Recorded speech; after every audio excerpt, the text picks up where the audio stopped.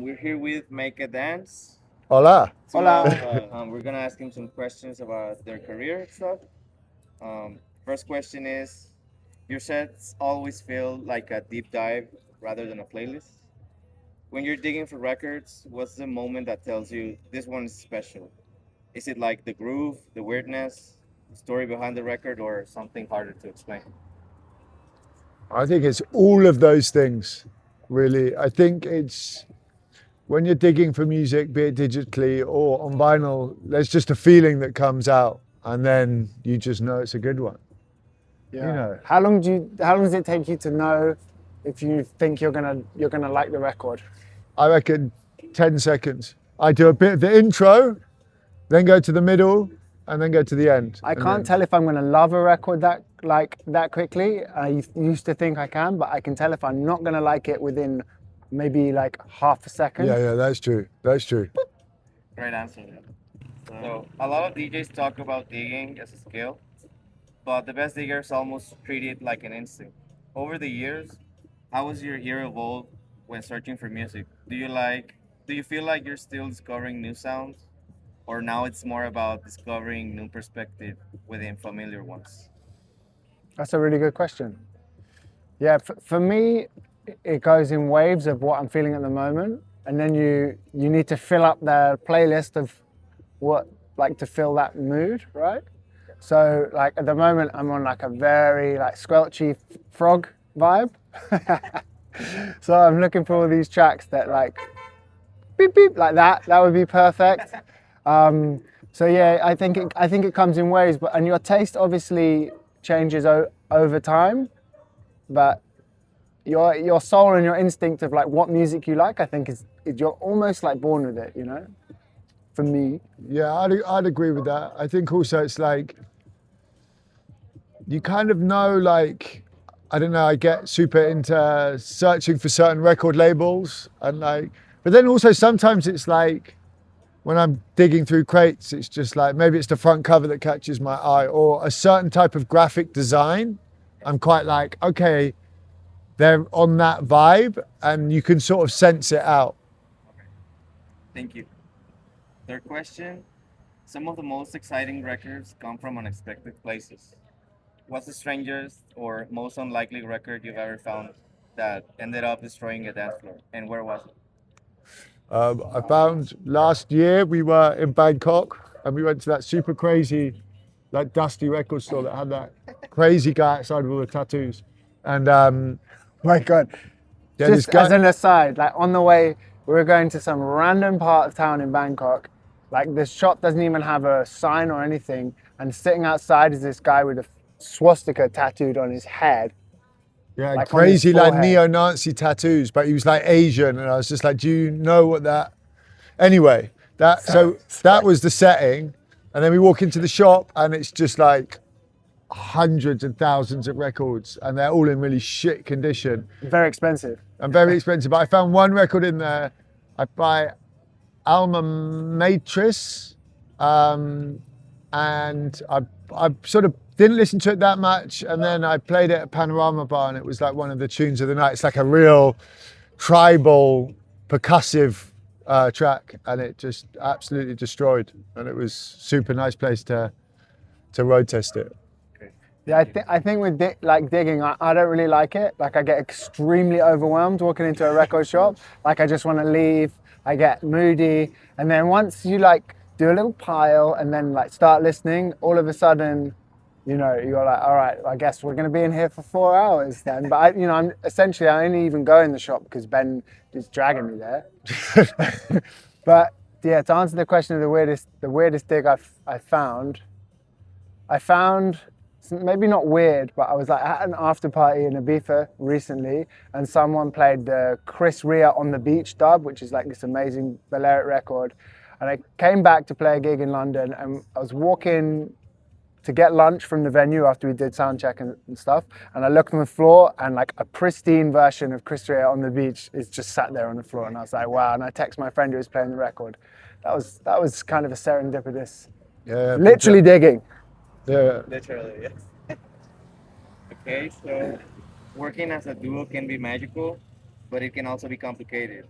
What's something about collaborating closely that people on the outside might not realize? Uh, I think You actually, tell them, or should I? yeah. I think it's two things. I mean, often with collaborations, you're not on the same page, but then it's about kind of meeting in the middle. And actually, sometimes it's like, there's a prime example. We did a remix for Manpower, and there was like on the last drop, the bass line goes off beat, and I was like, I don't like it. I don't like it. And then actually, that's my favorite bit now. Yeah. You know, sometimes it's actually about like letting go of something you think it should be and trusting the other person you're partnered with. Yeah, trust. And like just being like, okay, cool, I'll go down this road with you, even though it's not for me. And actually, it's probably the bit of the tune I love the most now. I think trust, it's all based on trust, isn't it? Because if you don't trust and respect the person you're working with, then we're still rolling? Yeah. Fantastic. Yeah, if you don't trust and respect the person you're working with, then There's no point. there's no point. Really. Yeah. So next question. With Matt Records, you've built a label that feels very curated and personal. What was the original vision behind starting it, and how has that vision evolved over time? But there was no vision other than we had spare time, and a lot of spare time because it was in lockdown. I mean, Ben just, we'd made some records in lockdown, and Ben just was like, why don't we press them up? Which I thought was crazy. I'd never done that. And actually, he paid for it too. So it was no skin off my teeth. Yeah, I just had a feeling. I knew the record. It was on one side it was Somebody, and on the other side it was Acid Cult, and I just knew it was. I just had a good feeling about it, and also, like a lot of my friends that I'd grown up with also were doing like vinyl only labels at the time. So it was like Demi Rakismo. He was like a couple of years in front of us. And these other guys called Jive Talk also had a label. So I just called them up and I was like, how do we do this? And they were just like, do it, that, bap, bap, bap. And then we just did it. And the vision was just to put out our own music. Vision's a strong word, though, isn't it? Yeah, it was a vision. It was a vision. And then how it's evolved is that we've now started releasing other people's music. And now it's like this whole There's a ecosystem. vision now, baby. Yeah. World domination. Yeah. Not really. Now, where's your vision at, Ben? I would like it to be, it's a world. I want to build a world, a mad world. So it's like record label, radio show, club night, Energy records, drinks. energy, whatever. Like, but it's just like, Sex toys. I want, maybe not sex toys. Actually, a mad butt plug could be good. But like, I think it's just like building a family. Make a dildo. Yeah, building a family that people want to be a part of, you know. I'm and sorry, pushing I'm that. not trying to derail this. I'm serious. I just underslept. We had 3 gigs on the weekend. Yeah. But yeah, that's the vision, I guess. Like an all-encompassing world. Running a label means you're not only digging for music, but also discovering artists. What catches your attention when you hear a demo and makes you think this belongs on Mad Records? Yeah, similar to when digging for records. It's pretty instantaneous, I think.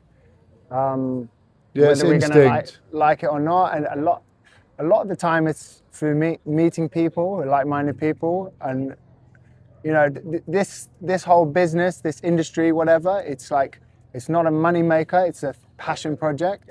So part of it, a huge part of it, is working with people that we adore.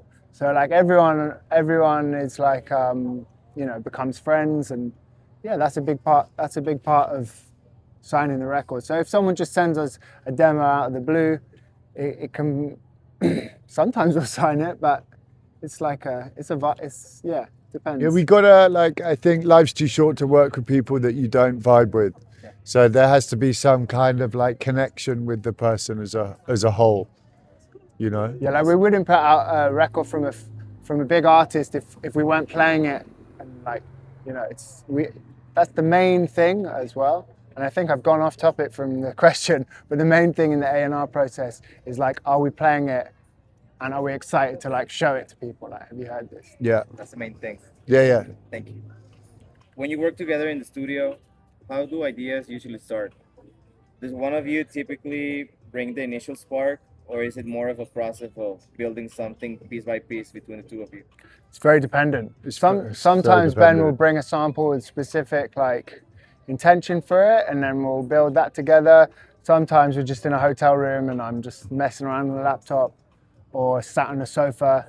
We've done our last remix, is sat on the sofa. Yeah, these days everything's just laptop, sat on a sofa or in a hotel room.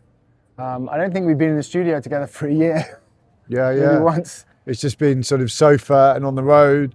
Or then sometimes like Josh did a session with the pianist from your band and you recorded some parts. Yeah. And that's like this work in progress. So Josh has like had a very clear idea of something you wanted to do that was pretty and emotional and recorded some parts. And it's so varied, Yeah. you know, and inspiration can come from the weirdest places. Both of you have spent countless hours in record shops, basements, and in internet rabbit holes searching for music. What's a digging experience that really stuck with you? One of those moments that reminded you why you fell in love with records in the first place? That's a nice question. If you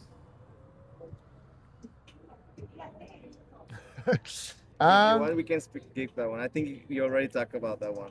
Yeah, we for can. example, It is with a the one nice that you question. It fell is a in nice question. What? But Like, what's the thing that made us like fall in love with the? record digging specifically. Oh no, I don't love it. I hate record digging. It's a ball ache, but it's like a necessary evil, right? Yeah. So when you get that record, like this is for me personally. I know some people, it's like they talk about printing photos in the darkroom and it's their happy place. I went to do it and I was like, this is hell. I'd rather pay someone to do this for me. And it's the same with digging. But then I get a record, like I found this one record that I've closed so many sets with. And the only reason I got that record is because I went with Ben in a shop in Melbourne and picked this record up. And now it's like, that record's going to be a part of my musical Identity. repertoire for the rest of my life. But also, like, I think the joy of digging really is it's hard work and it's not algorithmic. So it's just like the records I find when I put an hour or hours, a shift in a record shop, and I've listened to 300 records in 4 hours or whatever, and I walk away with two. Like those records really mean something to you because you've really like you've found them and you put the fucking effort in, and like, you know, they're really, that's a magic thing, like because you've found it. And I think it really, and over the years, like all those records become your personal collection. And like when you play them in a nightclub, you know exactly where you bought it, exactly where you were. I was on tour in Australia and I found this or whatever, and they really mean something to you. So it makes your set this very like personal thing. Like, and I find if I, you know, I do Shazam off people's sets and all that stuff, but like when I play those records, they like almost, they're not mine. Yeah. You know, whereas like if you've like spent an hour on Bandcamp trawling through a load of shit and you find a record, that's your record. Like, you know what I mean? Like you've, yeah. So that really.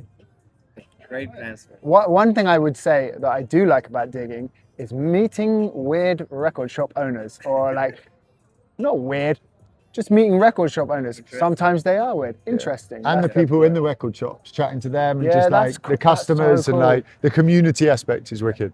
When we were in Barcelona doing this gig recently, we went to this shop called Glove, which is like a tiny shop in a mall, and met the guy. He wasn't weird at all. He's a super nice guy. And then it turns out we had all these mutual friends because we posted a picture, and it's like the world got so cozy, you know, very quickly. That's a beautiful thing about music, is it connects you to good food and Good people. like very quickly. Anywhere you are, you know, you find your little tribe. That's the best part, right? Yeah. Like us sitting here right now. Yeah, prime example. Pleasure. If you had to describe the philosophy behind Make a Dance in a single idea, whether it's about the music, the community, or the dance floor, what would it be? Well, we do actually have a manifesto that we started the label off with, which you can see on our Bandcamp, maybe? Yeah, I think so. I think it's sort of make a dance is a feeling over a genre. You know, it's like it's like a joyous thing. Like dance, we're facilitating people's like good time and night out. Well, to be honest, they're not that I wouldn't be honest. It's a reciprocal thing, right? So it's probably more fun for us when a gig's good than the crowd in a way, or it's, you know, at least it's equal. And that's the beauty of like a proper dance party, is that there are lines between the DJ and the audience, or the, you know, the people in the party. Just you all gel into one amorphous blob, and that's the kind of the goal of every gig, is to get into that tribal deep flow state with everybody. So yeah, shout out to the dancers. The most important. I am one. Well, is there anything you would like to say, any announcement or any advice, like younger producers or DJs, diggers? Just do the thing. Yeah, do the thing. Work every day at it. Don't wait around for other people. Do it yourself. Make mistakes, and wear earplugs. You know. Yeah, wear earplugs. Protect your ears. Thank you, guys. Cheers. Cheers, man. Nice.